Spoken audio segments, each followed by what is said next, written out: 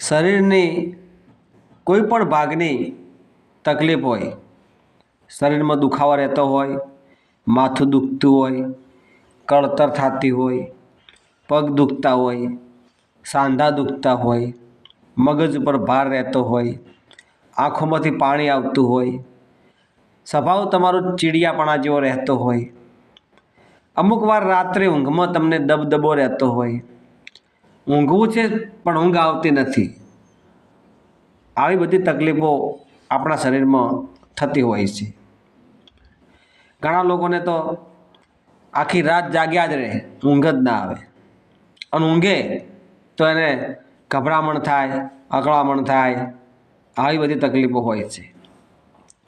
ઘણા લોકોને દુખાવો થતો હોય, હાડકાં દુખે, માથું દુખે, પગમાં કળતર, કમરમાં દુખાવો, હાથ પગના સાંધાઓ દુખે, આવી બધી તકલીફો રહેતી હોય છે શરીરના અમુક અમુક ભાગોમાં.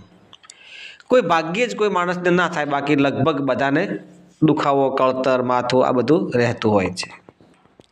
મિત્રો, સ્વાગત છે તમારું બધાનું આપણી આ મા વંદના યુટ્યુબ ચેનલમાં. તમે બધા જ મા કુળદેવીને માનતા હોય, ભગવાનને માનતા હોય તો તમારા કુળદેવીનું નામ કોમેન્ટ બોક્સમાં લખજો. તમારા મંતવ્યો આ વિડીયો જોઈ પૂરેપૂરો જોઈ અને મંતવ્યો જણાવજો. અને હું ભગવાન માતાજી મારા ગુરુદેવને પ્રાર્થના કરું છું કે તમે બધા જ હેમખેમ સ્વસ્થ અને નિરોગી રહો, મસ્ત રહો, એવી ગુરુદેવને મા ભગવતી કુળદેવીને પ્રાર્થના કરું છું.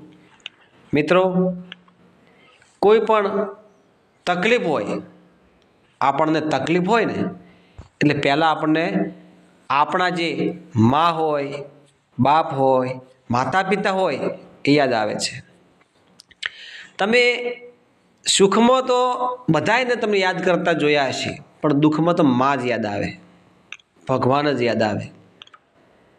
ગમે એવો તમે નાસ્તિક માણસ હશે, પણ જ્યારે તકલીફ પડે ને એટલે એને પોતાના કર્મોમાં જે કરેલા કર્મો એ જ યાદ આવે. એટલે દુનિયામાં કંઈક તત્વ છે એ તમને યાદ આવે.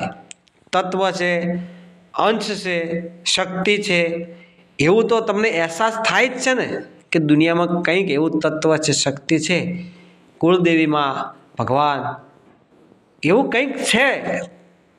એ આપણને હેમખેમને સાજા તાજા માજા રાખે છે આપણા કર્મો થકી. તો કર્મો આપણા સારા કરીએ એનાથી આપણને સારું ફળ પ્રાપ્ત થાય. કોઈ ફળ કર્મ વગર પાકતું નથી. એટલે શરીરમાં પણ જો કોઈ પણ તકલીફ થાય, કોઈ પણ દુખાવો થાય તો એ આપણા શરીરના બંધારણની ખામી હોઈ શકે. શરીર શારીરિક રીતે સુંદર તો હોય જ, પણ મજબૂત અને પૌષ્ટિક આહાર ખોરાક લેતા હોય તો શરીર સારું અને સુંદર અને સુથિલ બને છે.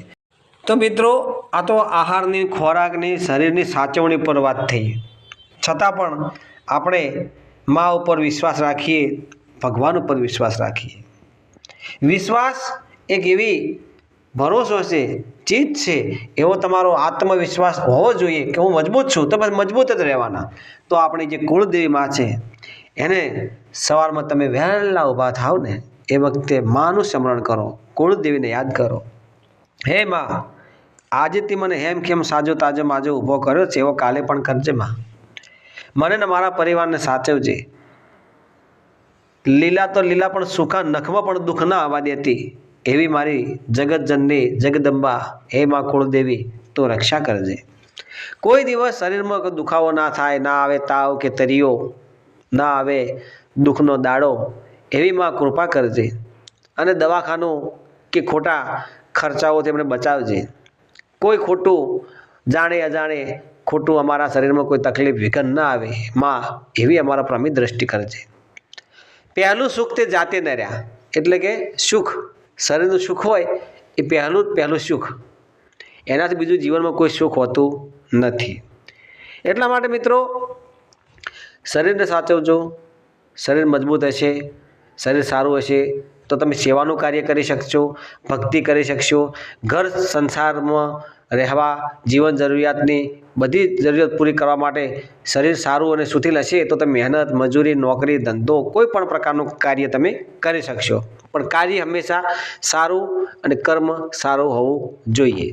તેથી જ માતાજી પ્રસન્ન થાય, રાજી થાય અને કુદરતની જે લીલા છે, ભગવાનની જે લીલા ન્યારી છે એની અમી દ્રષ્ટિ આપણા પર બની રહે. જેવું કર્મ એવું ફળ. મિત્રો, એટલી આશા રાખું છું તમામ જોડેથી કે આ વિડીયો પરથી તમને થોડા ઘણું જે જાણવા મળ્યું હોય તો તમારા મંતવ્યો જણાવજો. આ વિડીયો તમે કયા ગામ, તાલુકા, જિલ્લા, શહેરમાંથી જોવો છો એ પણ અમને કોમેન્ટ બોક્સમાં જણાવજો. મિત્રો, તમારા દિલમાં જો દયા હોય, ભગવાનને માનતા હોય, માતાજીને માનતા હોય તો અહીંયા મેં એક સ્કેનર મૂક્યું છે, સાથે સાથે નંબર પણ મૂક્યો છે. અથાશક્તિ જો તમે 1 રૂપિયો, 2 રૂપિયા, 5 રૂપિયા, 10 રૂપિયા જે તમારી ઈચ્છા હોય, એવું નથી કહેતા તમે આપજો જ, પણ તમે ભગવાન માતાજીને માનતા હોય, તમારા કુળદેવીને, ધર્મથી ઢોકળા રહેજો, પાપથી વેગળા રહેજો, એટલું જ કહીશ. પણ તમારા દિલમાં દયા હોય તો તમે અહીંયા જે દાન દક્ષિણા કરવા માગતા હોય એ તમે કરી શકો છો. અને એ જે પૈસો આવે છે મિત્રો, એ અમે અહીંયા એક ધર્મના કાર્યમાં વાપરીએ છીએ. કોઈનું લેતા નથી, કોઈનું દેતા નથી, પણ જીવનમાં આવ્યા છીએ તો કંઈક સારું ધર્મનું કાર્ય કરતા જઈએ. આ વિડીયો થકી આપણે, તમે અને હું બધા સારી પ્રેરણા મળે, સારું આપણું જીવન પસાર થાય એવી હું આશા આપ તમામ જોડે રાખું છું.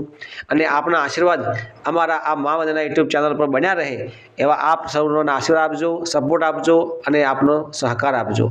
મિત્રો, તમે જેવા અમને સાચવ્યા છે એવા તમને મા કુળદેવી સાચવશે એવી હું આશા રાખું છું.